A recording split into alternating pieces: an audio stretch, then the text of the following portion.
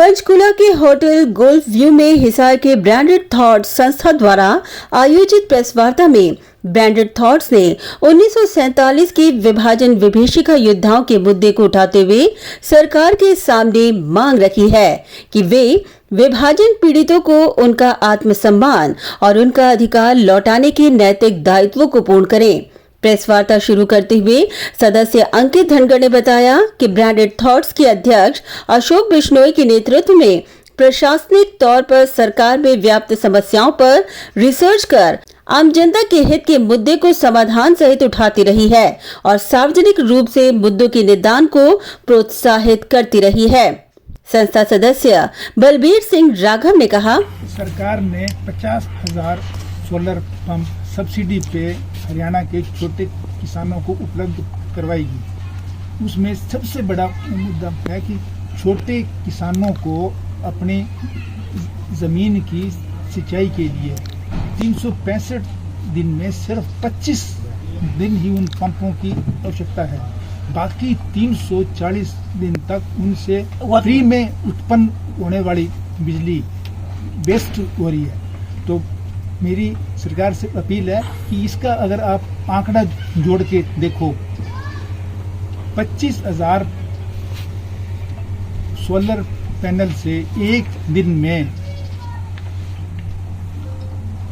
2.5 lakh kilowatt के equipment चलाने वाली बिजली उत्पन्न हो रही है, जो अपने आप में बहुत बड़ा आंकड़ा है। तो सरकार से मेरी, प्रतिपक्ष के नेताओं से मेरी यही अपील है कि इस बर्बादी को रोकने के लिए कोई सॉलिड कदम उठाए। अगर सरकार के पास बर्बादी रोकने का कोई भी विचार या सिस्टम या तरीका नहीं है तो हमारी संस्था को कहे, उसका तरीका हम सरकार को बना के दे देंगे।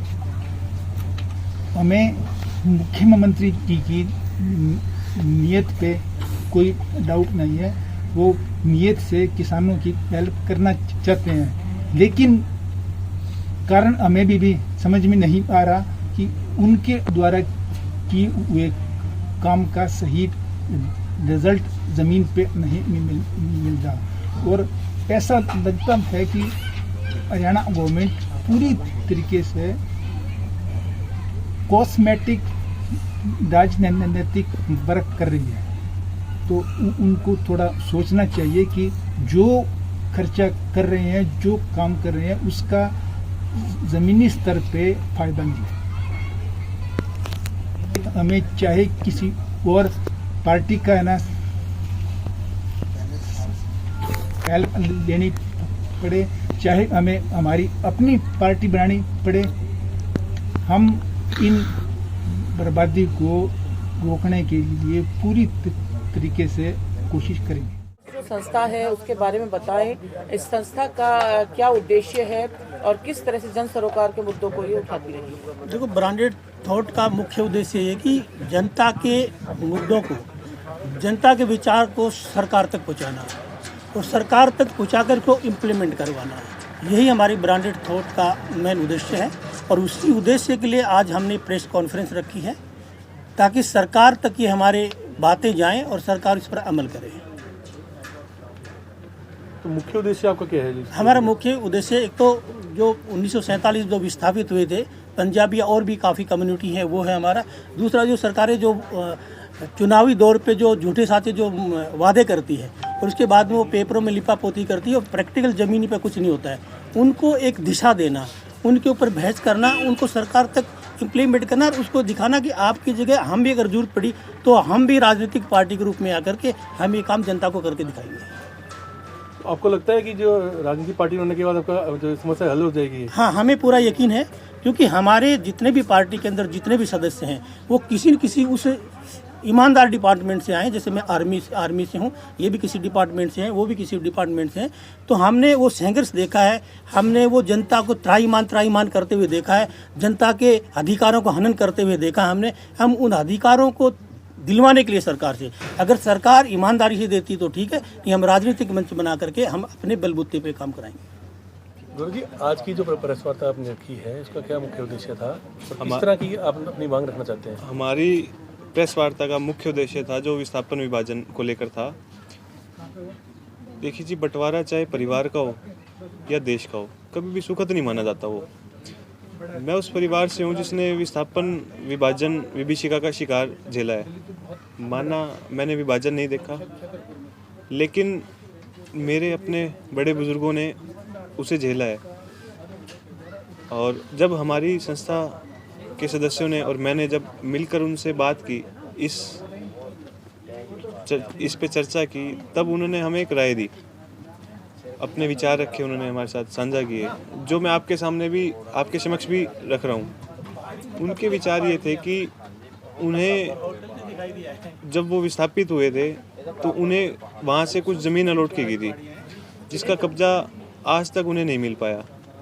तो इसी बात को देखते हुए सरकार से अपील है कि सरकारी सेक्टर में कोटा रिजर्व करके, चाहे वो सरकार 50 गज का 100 गज का, वो सरकार पर निर्भर करता है, उन्हें जायज़ अमाउंट से वो भूखंड प्रदान करे, जिससे उनके मन में गर्व की भावना उत्पन्न हो और आज की जो पीढ़ी है उनमें राष्ट्रीय एकता की ज्वाला जलती रहे। वह देश हमारा है, लेकिन कुछ राजनीतिक का शिकार हो चुका है। हम राष्ट्र हित का गौरव स्थापित करने के लिए आ जाए हैं। अंकित जी, आप ब्रांडेड थॉट संस्था से जुड़े हैं, इसका मेन उद्देश्य और क्या, किस तरह की संस्था ये काम करती है?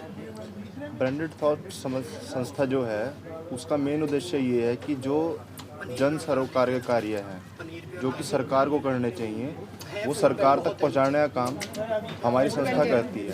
हमारी संस्था सिर्फ और सिर्फ एक समस्या नहीं बताती, उसका समाधान भी बताती है। हम अपने मीडिया के बंधुओं के सहायता से सरकारों तक अपना जो मुद्दा है वो पहुंचाना चाहते हैं, और हम हर सरकार से यही उम्मीद करते हैं कि वो ज़मीनी स्तर पर रूपरेखा बनाकर उस चीज़ का निवारण करे, और जो भी पीड़ित हैं, जो भी उस समस्याओं से शिकार हैं उस समस्या का, उन सबको उनका आत्मसम्मान वापस दे।